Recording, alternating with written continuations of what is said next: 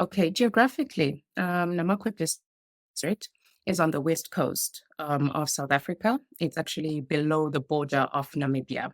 So it's situated in the Atlantic coastal area, which gives Namakwa a comparative advantage when it comes to the whole processing of green hydrogen, because green hydrogen demands the desalination process using water.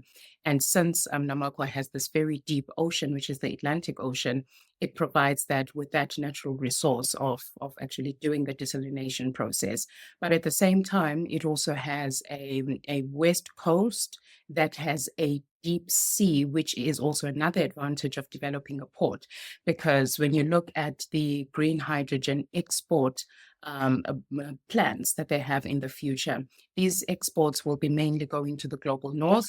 We've got investors in European countries such as Germany, the UK, who are very interested in importing green hydrogen. We also have the US as well, which has made quite concerted efforts in being an investor in the green hydrogen production. So then the Atlantic Ocean would provide that comparative advantage of actually exporting the green hydrogen to the global north without necessarily having to use the east coast, because currently we are mainly dependent on the harbors which are on the Indian Ocean side. So it makes economic sense. And then secondly, because the Northern Cape already has these independent power producers such as your solars, your wind turbines, the process of using energy is actually dependent on these renewable energy resources that can be used for the production of green hydrogen. And then thirdly, the availability of land in Boffa Bay. Remember, Namakwa has got huge vast of land,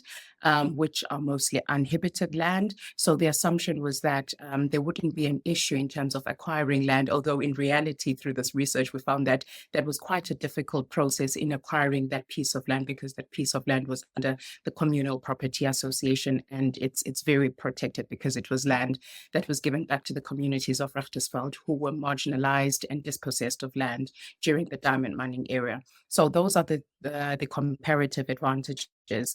And lastly, the fourth comparative advantage is that it actually contributes towards the process of transitioning from the diamond mining community and bringing in new skills for those local communities who are socially and economically deprived, of which that is a little bit of a challenge in Namakwa district, because if you look at the demographics and the skill sets, unfortunately, Namakwa, although it has a very low population of close to 29,000, but at the same time, when you look at the Richtersveld local municipality where the green hydrogen development is going to be developed, that population is sitting around 12,000 people.